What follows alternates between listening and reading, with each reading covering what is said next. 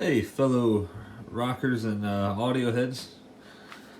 It's time for another mail call. I don't have too much going on this week. I've been busy with work, but I did get a little bit of a mail call today.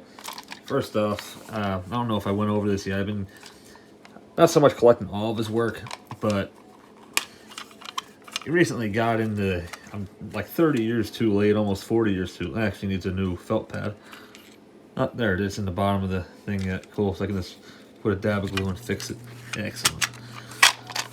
But I started digging his work recently after coming across the Even Worse album, which I noticed was a exact parody and rip even with the album cover and filming location of Michael Jackson's Bad.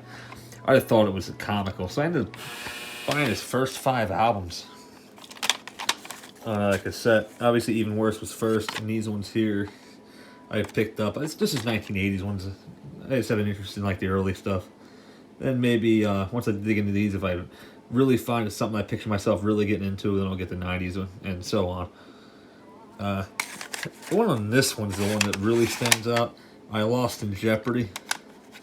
Oh my god, is that freaking hilarious. Anyway, on a more serious note, this came in today. This is a very interesting piece. I didn't open it up yet, obviously, so I didn't check out the sound quality on it. But I said in one of my other videos about WMMR playing a big part of his, his success. And I'll hold this still for a second, so if you're interested, you can pause it and read it. I'll get it centered. But the reason he got signed up with a record deal is because of WMMR. Now, it wasn't Everybody Loves You Now that did it, actually. It was Captain Jack. And he had the most requested song on WMMR.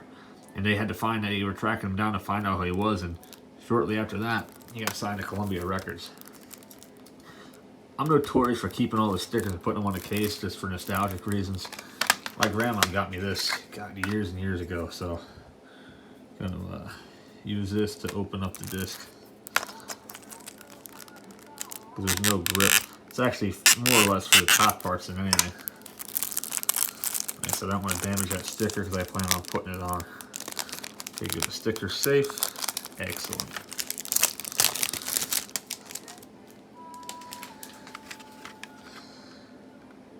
Cool, there's no good. The early years. I'll have to pop this in and see what the sound quality is like. It said it's been fully remastered, so we'll find out.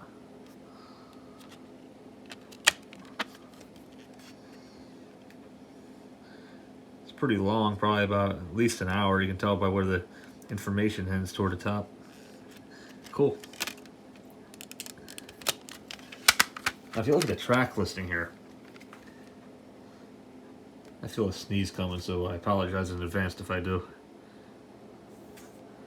This one here, I figured this to be a bootleg. Now I didn't just get this. I've had this for about a year now. If you look, starting at track 4, actually it's one off. So on this one, the official release, you got the Jackson Browne WMMR intro, then you got Falling of the Rain, and then then you got Traveling Prayer. But I wonder if someone didn't mess this up, because if you look, it goes into Ballad of Billy the Kid is 3 on the bootleg, 4 on the official. Then if you look, the track listing goes in order. She's Got Away, Everybody Loves You Now, Nocturne, Turn Around. Then we get down to look track that Long Time. Says the track is said on here, it's called It's Been a Long Time. Then you got Captain Jack, that's right. And then look, Joe's Sleeping. Joe's Sleeping, that doesn't. Then if you look over here, Josephine. If you look down here, Rosie Wonder. If you look over here, Rosalunda. So I wonder how the hell this even happened. But then it ends with Tomorrow Is Today, just like this one does. So I kind of want to A-B them and play them back and forth. The sound quality on this one leaves a lot to be desired, but this is definitely the Captain Jack that they played on WMMR. And I'm wondering if this isn't too. It says here, what does it say? April 15th, 1972. Right? Okay. Yep. You look up here.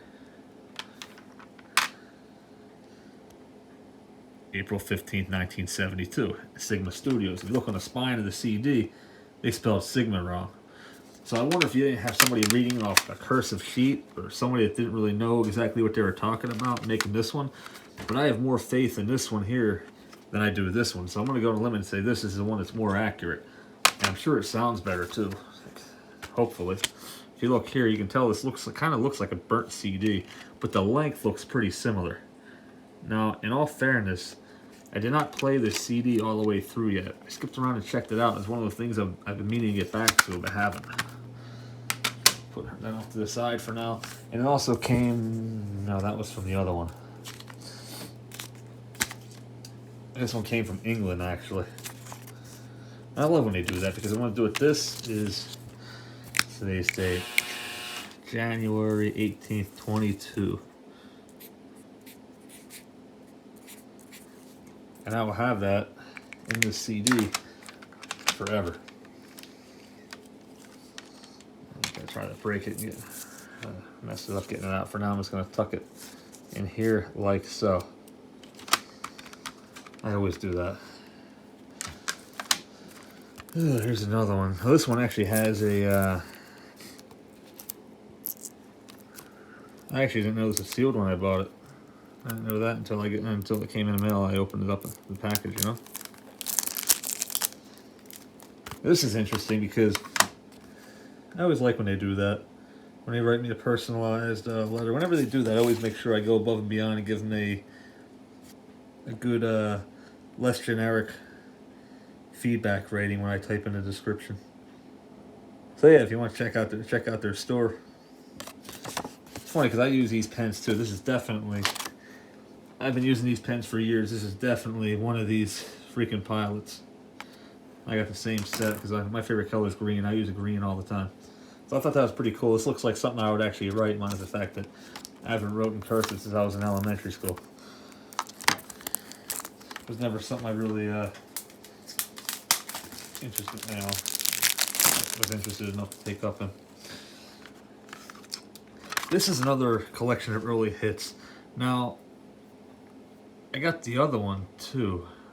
Hang on for 1 second. That might still be up in the bedroom yet. Maybe.